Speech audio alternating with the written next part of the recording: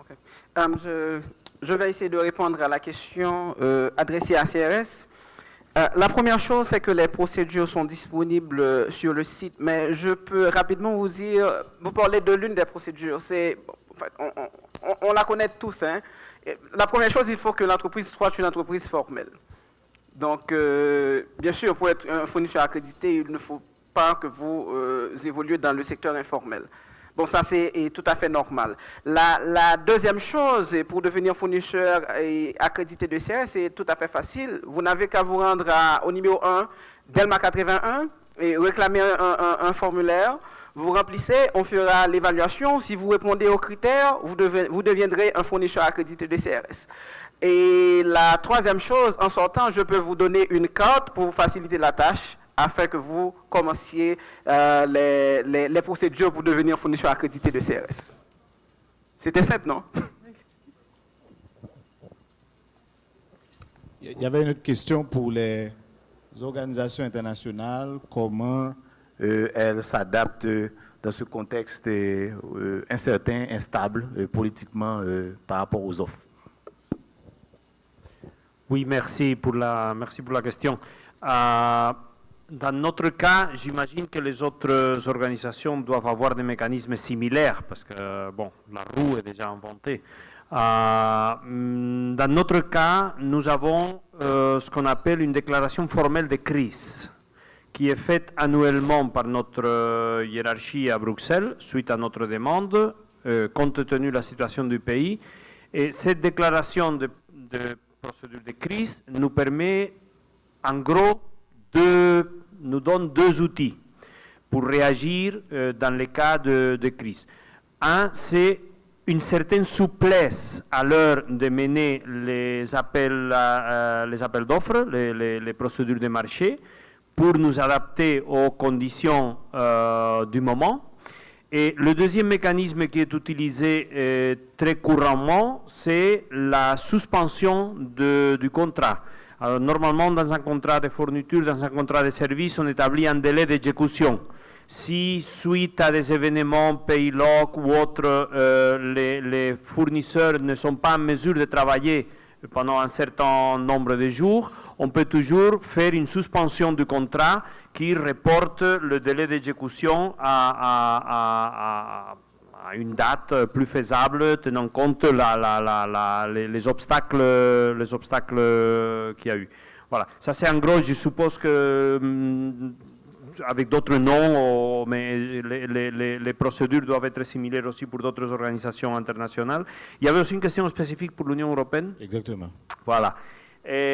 Concernant combien de nos procédures de marché vont dans des compagnies haïtiennes. Bon, je n'ai pas ces informations ici avec moi, je pourrais essayer de les chercher, mais comme j'ai dit lors de ma présentation, la plupart de nos actions, la plupart de nos interventions, ce n'est pas nous qui faisons la procédure de marché, c'est l'entité qui implémente le projet, que, comme j'ai dit au début, dans la plupart des cas, c'est le propre État haïtien. Ensuite, une autre considération qu'on doit tenir compte quand on parle de compagnies bénéficiaires de ces appels, c'est qu'il y a d'abord celle qui obtient le marché principal. Souvent, dans notre cas, quand ce sont des gros marchés, ce n'est pas une compagnie, souvent c'est un consortium, c'est un groupement de firmes. Et là, on trouve très souvent un groupement de firmes, une combinaison de firmes étrangères et de firmes locales. Et puis, il y a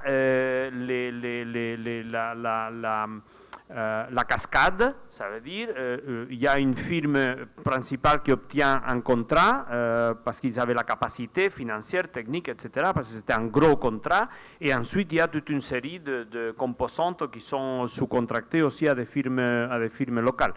Mais bon, maintenant je n'ai pas ici ces informations parce qu'il faudrait, comme je dis, rassembler pas mal de sources, hein. Mais ce que je peux dire, pour ce que je sens, ce que je vois passer tous les jours, c'est que oui, il y a pas mal de firmes, surtout pour les contrats les plus petits, les marchés les plus petits, il y a pas mal de firmes haïtiennes qui en bénéficient. OK. Donc, Voilà, en gros, là, donc on est.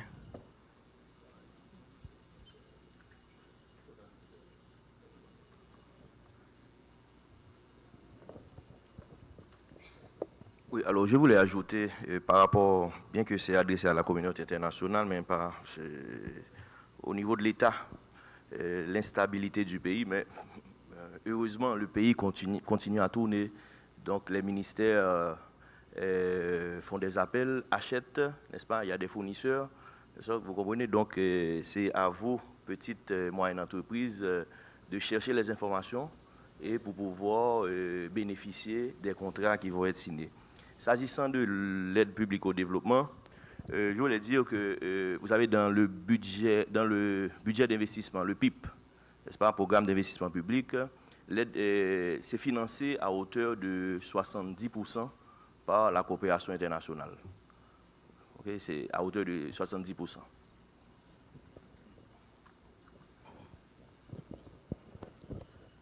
Donc voilà, et en gros c'est ça. Donc le ministère de la Planification, je ne sais pas pourquoi il n'est pas là. Peut-être... comment? Peut-être ce ministère est occupé avec les députés, comme d'habitude. Ça c'est une blague, c'est vraiment une blague, hein? Il ne faut pas reporter ça. Et...